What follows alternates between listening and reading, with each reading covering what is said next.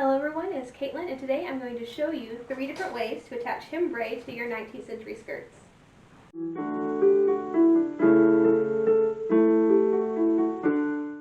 So hem braid, it is not something that's seen on every original dress, but it is a fairly common occurrence, so I thought we'd talk about it.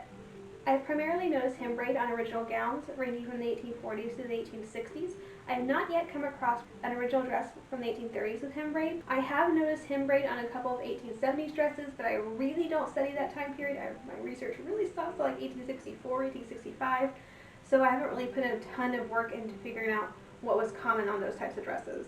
Simply put, hem braid or hem tape is a usually wool tape that is attached to the bottom of a dress to protect the edge from wear and tear. It is usually seen in conjunction with a lining or a facing. Hem braid does not necessarily have to match your dress, but it can.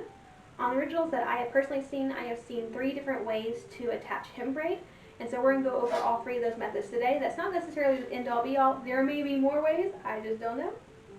I certainly don't claim to know everything. In fact, the more I study, the more I realize I really don't know much of anything at all. I will say that on originals, I see hem braid more on like everyday dresses, not necessarily like the dancing dresses or even the sheers, something that wouldn't expect to have a long life anyway. The things that you want to keep looking nice, you tend to see hem braid more on those gowns. Hem braid is not something you particularly notice when looking at originals, especially when you're looking at pictures online. And I do notice that those who reproduce 19th century dresses tend to miss the hem tape. The more I look at original gowns, the more I realize hem tape was used a lot. So that is something that I am personally working on with my historic wardrobe, is adding hem tape, because I do see it in a lot of originals and I am trying to reproduce what was common in the 19th century. So wool braid is different than the cotton twill tape or bias that you can buy in stores nowadays. It doesn't look the same, and it doesn't act the same either. There are retailers that do sell correct hem braid or wool braid, and I usually purchase mine from William Booth Draper, and I buy it like 25 to 50 yards at a time. I buy it in the natural, and then I just dye it to match the dress or to go with the dress I'm working on at that particular time. I will post a link to Mr. Draper's website below with the hem braids if you are interested. Most of the original braids I have seen range anywhere from like 1/2 inch to 1 inch, so I kind of buy both 1/2 inch, or I really prefer the 5/8 inch because it's a little bit more to work with, to the inch wide, and I kind of keep both widths in stock. So without further ado, let's go ahead and look at an original dress with hem braid, so that we know what we're trying to emulate when we are doing our reproduction dresses. Alright, so this is one of my original dresses, and it has hem braid, so I thought we'd look at it real quick. This particular dress was re-hemmed, and the lady who re-hemmed it decided she wasn't going to mess with all that facing and hem braid stuff, so she just took it under and just whipped it on. It wasn't, she didn't really put any effort into it, and that means that our hem braid is now up here. But originally, the original wearer had it all the way down. So the dress is a black tissue taffeta, and her hem braid is dark. It's not quite black, but it's dark. Let me find a spot where we can actually see. So here's a part that's just kind of completely come apart. The dress is falling apart partially because whoever did this, you can see where that silk just on that edge wore over time. So some parts are completely disconnected. Here's one of them, but we get to look at the hem braid.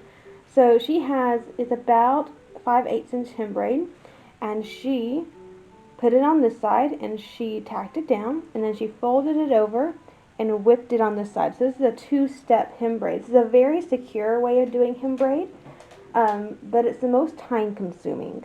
So there are other ways to do hem braid, and we'll look at those as well, but this one is the most protective. So if you really need to protect a skirt edge, this is the way you want to do it. So here's a join where she joined it. She didn't even bother folding the hem braid under. She just left it raw and just stitched it on really well to make it not ravel as much. So that's something that we can replicate. This is where the hem braid's worn away. So you can see here's her finished edge. It is a finished edge. You're not putting it on the raw edge of the skirt. You are making the facing. So here's your facing.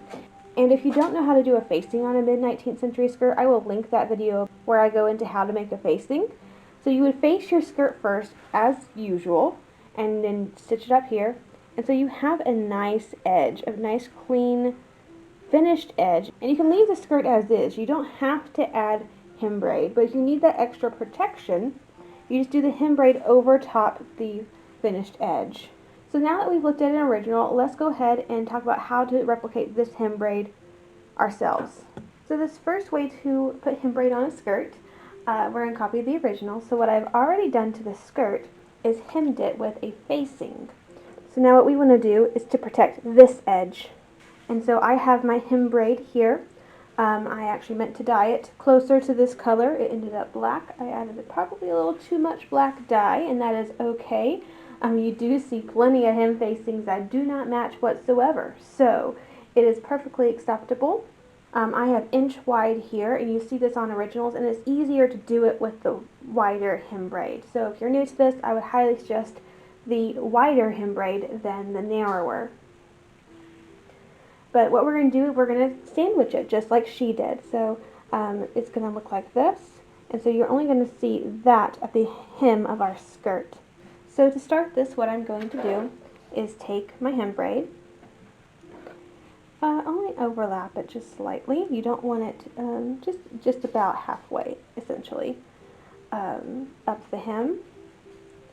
And you're going to take your needle and your thread, and we're doing this by hand. You don't see hem braids put on by a machine. These are something that's supposed to be removable, and it's hard to take out machine stitching. It is much easier to take out hand stitching. So I'm just going to keep doing that. You can pin this edge if it makes you feel more confident, but you don't have to. And we're just going to put in some stitches. So we're going to continue doing that, just putting this hem braid up and stitching right along the top. And notice how my hem braid is now sticking out from the bottom. This is what you want. Out of all three methods that we're going to explore today, this is most definitely the most labor intensive, but it protects the skirt edge the best. So if you are prone to hard manual labor and you think the skirts are going to really take a beating, this is the way I would do it. But really, it is very hard to mess up hem braid. This is something that's supposed to be removable. It's something that you do quickly. It's not something that is particularly skill-oriented. And when we look on the other side, this is what we see with the hem braid facing this way. And what we're going to do in a moment is fold this up and stitch that down. So this edge is going to be extremely well protected. And that's what we're going to see from the front. So you're nearing the end. So there's the edge here. And what the original does is she just cuts it off to meet slightly over the other one. And what she did is just whipped the edges. And now what we're going to do, now that we're halfway done, it took me a while, but we're halfway there, I'm going to turn it over to the other side, put this down, and we're going to do another running stitch. This time we're trying not to go through the whole of all the layers, so you don't want to see the stitch from the front. So if you just get the hem braid in like the facing, or even the facing and the fashion fabric, you just don't want to go through the 2 layers of hem braid. So just go through the top layer, or what really is the bottom layer, but for us right now it's the top layer. And then just enough to attach it. And it's okay if you see these stitches over top. My original does, in several places. So that's going to be in the end of our hem braid. Whenever we get this sewn all the way around for the second time on the back, then it gets to be complete, and we have a nicely finished hem. And when we finally reach the end, we're just going to continue doing what we did. There's my end right here. That's where I started.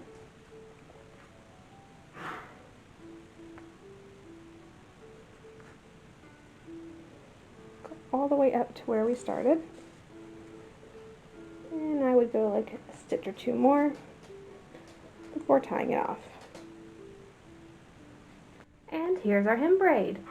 So this is a very nice style because it protects your hem for both the front and the back. And when I lift it up from the bottom, you can see that it's very well protected on this side as well. Even though the braid is black and does not match the dress, you can clearly see that it doesn't really matter. You don't notice it when you look at the grand scheme of things, mostly because of the shadows on the floor. It kind of just blends itself in when you use a darker color. So our next style of hem braid, we're going to do ones, this is the most popular that I've seen on originals. Not that I have the greatest experience, but in the dresses I've looked at, I've seen this most often. When there is hem braid, I see this most often. We're going to switch gears and do the least common option now. Alright, let's talk about another way to put hem braid on skirts. This one is probably the least common method that I've seen on originals. It doesn't show up terribly often, but it is an option. It's the easiest one to put in, so take that for what you will. But when you need to take it out, it's the hardest to take out, which is probably why it wasn't done very often.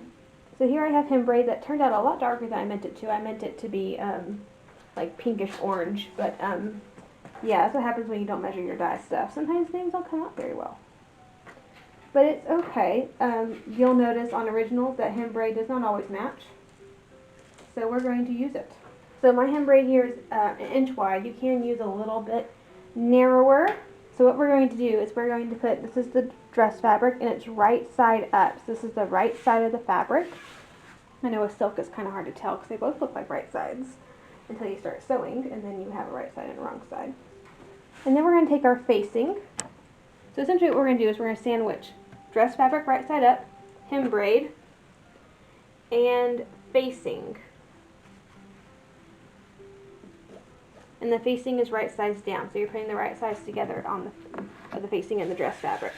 So this way is really nice because you don't have to sew on your hem braid later. You can do this whole thing by a machine or whatever, just do it all at once.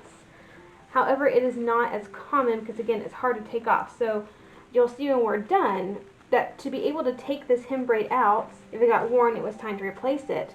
The only way you can get this out is by taking out your whole facing. So it's probably why it was the least common method. And I'm going to continue this all the way around the skirt. And then we're going to sew one quick line to catch all 3 layers. And when we turn it inside out, our facing will automatically kind of protrude. So it is easier in the sense that you don't have to put your facing on and then hand run the hem braid over top of that. It's just all done at once. However, if you ever need to take it out, you have to take out your whole facing to put this in to replace it.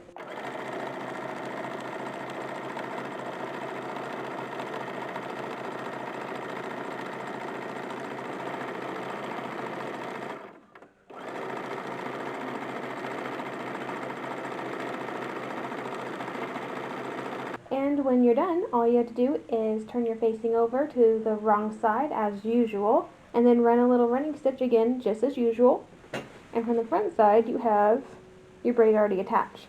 And here's the finished skirt with its hem braid.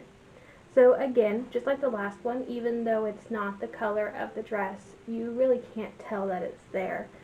This one has the added bonus of being on a plaid skirt, and the different colors in the plaids help detract from the different color of hem braid. But again, it doesn't particularly matter.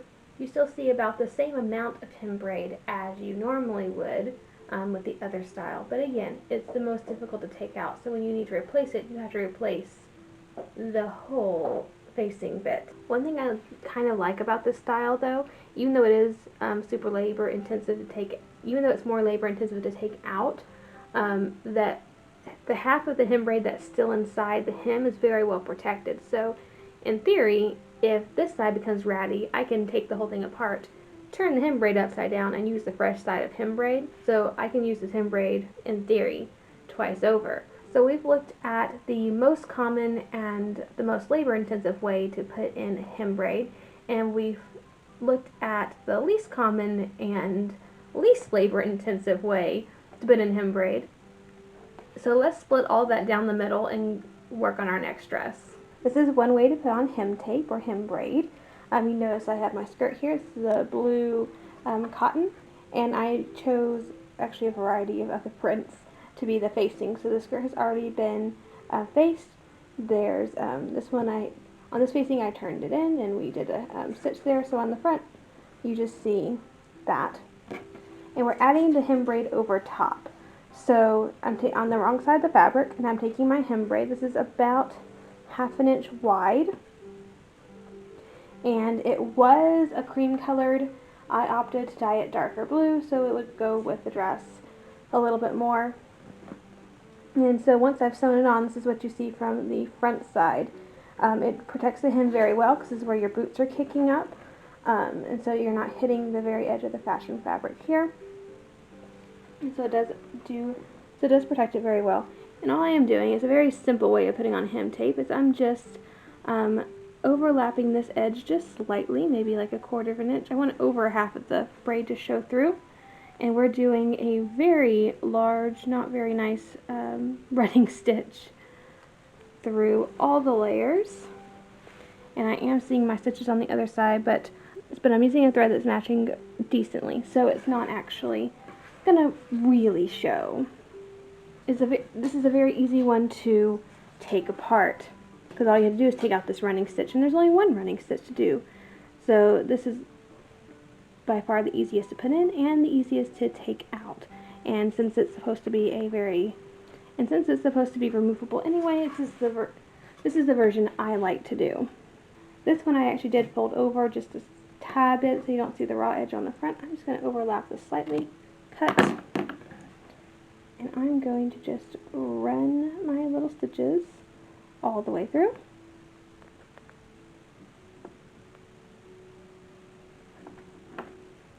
On the front, that's what you see. That one's a little bit longer at that point, but it's okay. It's just a hem braid. So that is one way to put on hem braid. So there's our hem braid. So this is what it looks like from the front side. Again, not actually noticeable unless you know what you're looking for. And then that's what the edge looks like on the inside. Not put together very nicely. The stitches are not very nice whatsoever. But again, it's something that's meant to be removable once it gets really ratty. And it definitely protects that edge because this is where your boots are going to be rubbing against and kicking against all day long as you're walking. But again, the front side still looks very nice. The stitches are very invisible, even though they were quite large stitches. You don't see them at all. And it's just a nice little way to finish off your edge of your skirt. And there we are, 3 ways to attach hem braid. Thank you so much for joining me today, and I hope you enjoyed the video. As always, have a great week, and I will see you back here on Monday.